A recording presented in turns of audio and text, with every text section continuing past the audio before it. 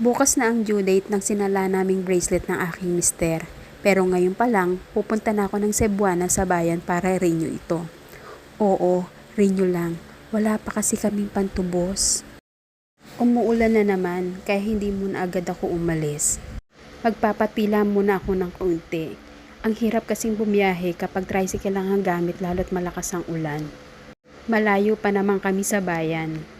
Kung hindi lang kami kapos, hindi naman namin gugustuhin ni Mister na isanla ang kanyang bracelet. Pero wala kaming choice.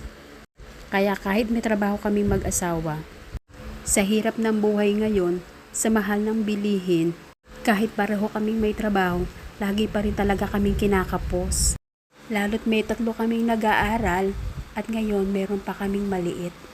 Pagdating ko sa Cebuana sa bayan, tirik na tirik naman ang araw.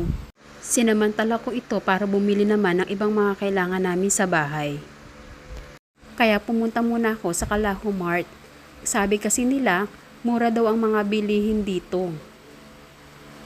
Ayan, kumuha muna ako ng basket at ng pushcart. Tinignan ko muna ang paligid. Tinignan ko muna ang presyo ng mga bilihin ko talagang habang mura lang dito.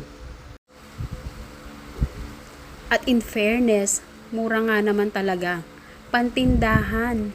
Hindi naman kalakihan ng store. Kaya hindi rin ganun karami ang paninda rito. Konti lang naman din ang bibilhin ko. Dahil galing din naman ako kahapon sa palengke. Yung mga nakalimutan ko lang bilhin kahapon sa palengke, yung mga bibilhin ko rito. Kaya tingin-tingin muna. Hanap-hanap sa mga kailangan kong bilhin. Habang naghihintay sa pila, ay selfie-selfie muna ng konti. Mainit. Hindi kasi air condition ang lugar. Pero syempre okay lang. Kaya namang magtiis. Laki naman tayo sa hirap. Pagkatapos ko sa Kalaho Mart ay pumunta pa rin ako ng palengke para bumili ng mga pagkain namin. Panghapunan hanggang bukas ng tanghali. Dahil sigurado may pasok na sa school. Wala kasing pasok dito sa lugar namin dahil sa walang tigil ang ulan ng magdamag.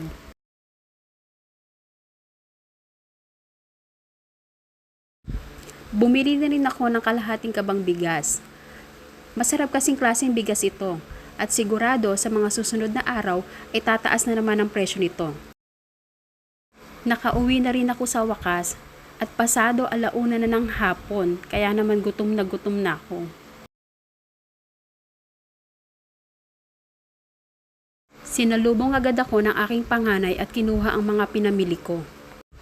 Masipag talaga yan at laging maaasahan.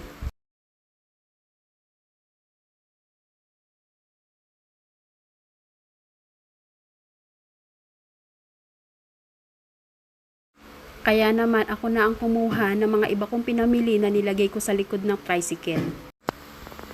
At ito na nga ang nagpapakumpleto ng araw ko. Ang batang maliit. O diba, napaka-cute ng aking bulilit. Ang bilis talaga ni Kuya. Naipasok na sa loob ang lahat ng pinamili ko.